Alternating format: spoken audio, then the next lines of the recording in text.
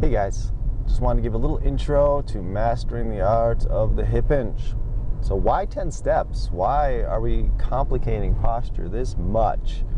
It's my belief that I'm teaching you how to move again, and that requires unlearning a lot of things. And that's kind of what this intro is about too, is trying to let go of those patterns we've trained us to focus on. If you go to my channel, Greater Exodus Vitality Restoration, I have now over 100 videos on posture. I mean, that's all I do. That's my thing. It's, the decompression stance is at the core of everything I want to teach.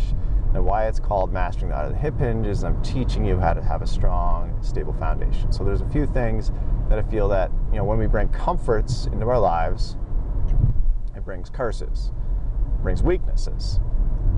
One of the few examples would be flat surfaces and shoes. Of course, sitting, but everyone talks about sitting. And yes, that shortens the hamstrings, it changes the way we walk, and that's another thing that's a factor here. Or tech neck and using technology, phones in the car, and sitting in the car, all that stuff. But let's focus on flat surfaces and shoes. So shoes, most shoes have a heel, so when you're walking, you're not using your deep iliopsoas hip flexor to control and guide your strike. So that leads to a weakness. We don't need to use that muscle anymore because we have this rubber absorbing the shock. Next, flat surfaces, we don't need to grip and grab the ground, activating our three arches. And that's the first few videos are talking about the hips and talking about the 3 points of contact, creating the three strong arches in the foot, the transverse, the medial, and the lateral arches, all activating at once to grab with every step. And you can even do that with your shoes. A lot of people are like, all right, they've already thrown out what I said. They're thinking, I'm going to go barefoot. No, I mean, there's minimalist type of shoes that I think can help with that idea. But you don't want to be going out and bruising your heels, because we have to retrain yourself how to walk first. It's not so much the shoe at this stage of the game. We gotta work backwards, and we gotta work back slowly. It's baby steps, literally steps. And we're gonna break that down more. That's just an example of what's happening in our first world culture, with these comforts that we've created that are creating weaknesses.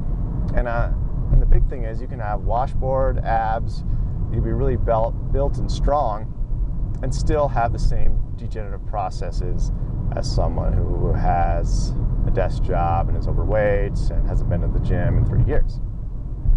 Because we're seeing the same types of degeneration. I'm seeing the same patterns of atrophy in people's spines, and that's what's great about my job as a chiropractor. Is this is not just me looking at textbooks. Every person I'm looking at is a case study. I'm looking at their posture, I'm feeling their muscles, I'm feeling their spines, and the muscles that I'm most concerned about in this video playlist is the transversospinalis muscles. These are the posterior chain muscles, those deeper spinal muscles that sit in between the spinous process and the transverse process. And again, we're going to go over that and why those are so important. But essentially, we're making the link here to atrophy or degeneration in the spine is of course going to lead to neurological complications. There's neurological stress, I like to call it. And then we could essentially link poor posture to any condition, any disease we have today. Some more directly linked. And we can connect those dots as you will. Let's talk about the gut, just as an example.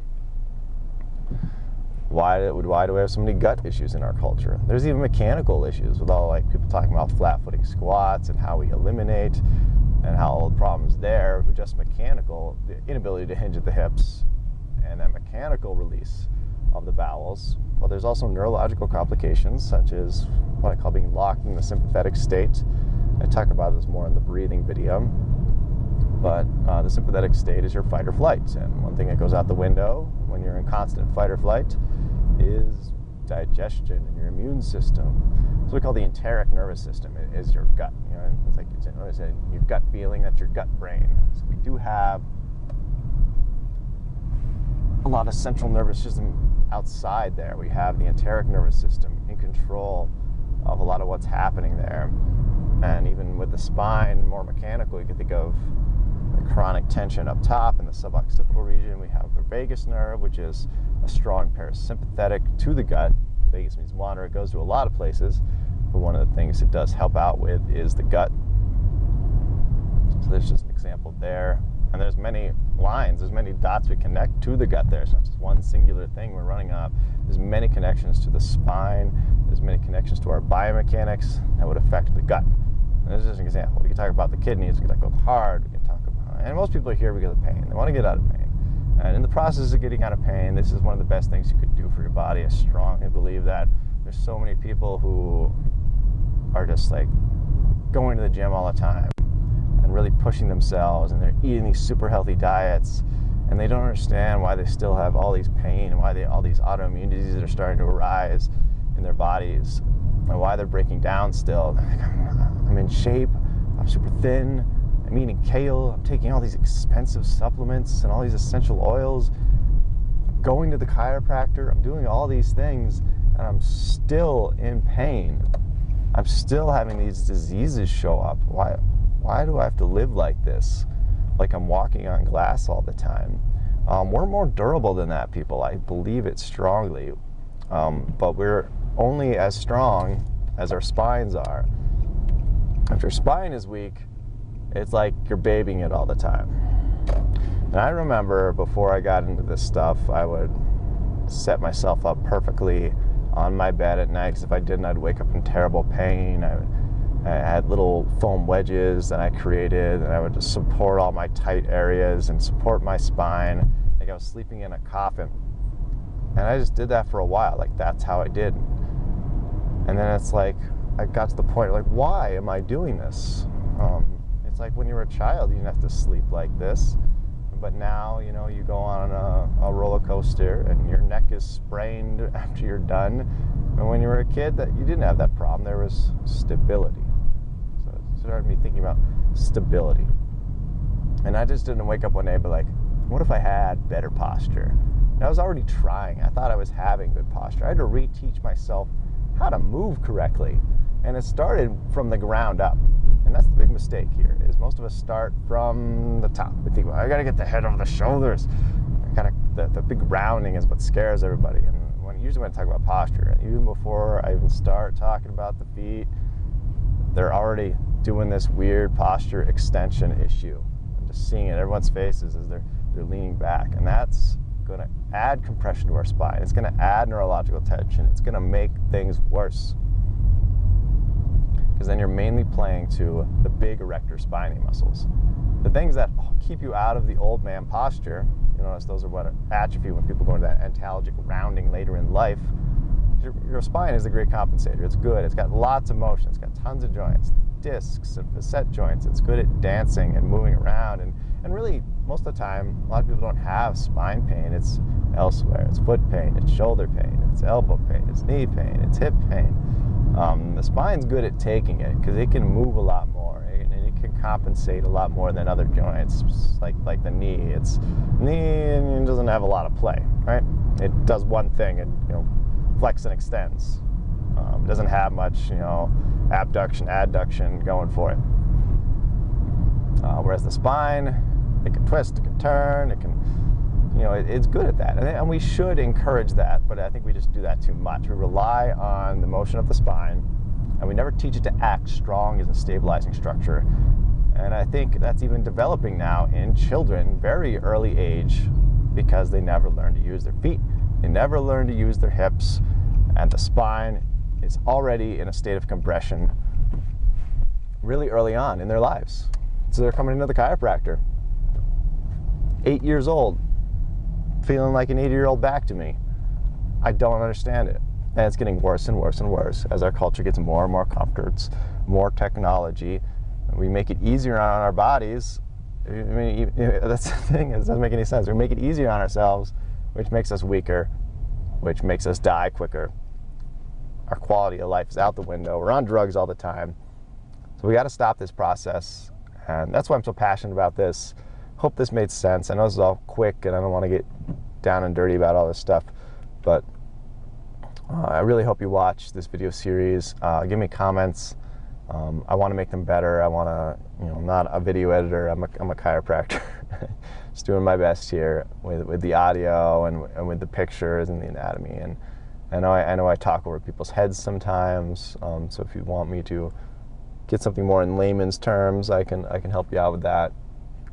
because my passion is practitioners, and I like to teach at colleges to massage therapists who are learning about this stuff, who, you know, they already know some of the anatomy, and that's easier for them to put the pieces together. Sometimes it's harder because they're so trained to think about postural syndromes like upper cross, lower cross syndrome, pelvic tilt, anterior pelvic tilts, and even patients are getting into this stuff. They're studying this stuff too, and they're putting the cart before the horse.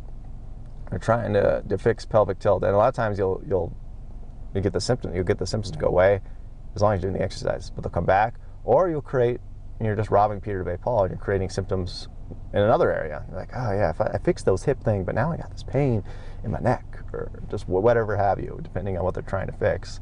A lot of people like those. So, if you have anterior pelvic tilt, I don't go into this stuff because I don't like to confuse people. That's why I'm trying to keep it simple with these steps. It's like anterior pelvic tilt, you're going to have hyperlordotic curve, too much curvature in the lumbar spine. And what they'll do is, instead of really fixing the pelvic tilt, which is more about the hips, they'll recurve the spine the other direction. Essentially, they'll flatten it out, bring it into a posterior tucking position, which is a lot of people's problems as well. And a lot of people don't even know. They look at themselves and they think they're anterior pelvic tilt. They're really posterior pelvic tilt. They're doing all these exercises. They're getting worse and worse and worse and worse. Especially with the hip flexor. Everyone thinks they're anterior pelvic tilt. They're always stretching their hip flexor. And I'll tell you right now, I just believe everyone's hip flexor, their iliopsoas, is weak. It feels tight to you because it's taut, it's overstretched, but it's weak. It's weak because of the shoes. And this is universally across the board, unless you're like just climbing mountains all the time and sprinting barefoot. And it's usually the spine is weak, the hip flexors are weak, and your feet are weak. And we have to address those things, the central structure, the foundation, and then if you still got some issues, then we can look at, okay, we've corrected the spine. And this has never happened, where someone's coming in and I feel perfect tone in their spine. It's yet to happen. We've yet to see it. There's usually large blocks of atrophy in the spine, those posterior chain muscles, or sporadic blotches of atrophy. And yeah, no one's going to be perfect.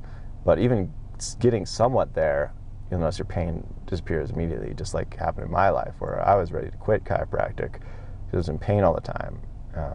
I just figured I'd be in a wheelchair. By the time I was 40, I figured I'd be lucky if I made it to 40. I'm 31 now. I know I look like I'm 12. Sorry. See, posture keeps you young, guys. But yeah, we need to get that right. And then you can think about, okay, and it'll even add it to the decompression stance. It's like, okay, you have a little too much anterior pelvic tilt. So after you do your decompression stance, you add posterior tilt after. A lot of people, they're adding it first, and that's patterning the spine. It's stealing motion from the spine to help you get more range of motion in your hips. And a lot of people, like, they do yoga and they think I have great balance and I can get so deep into these exercises. But what is moving? Are we motioning the hips and shoulders, or are we robbing motion from the spine or the sacroiliac joints? And that's the big question. But as long as you strengthen the spine, it's going to transfer into anything we're doing, like yoga, or your deadlifting even. It's going to make all your movements stronger. They're going to be harder for you. They're going to be more intentional, but it can be so much more beneficial.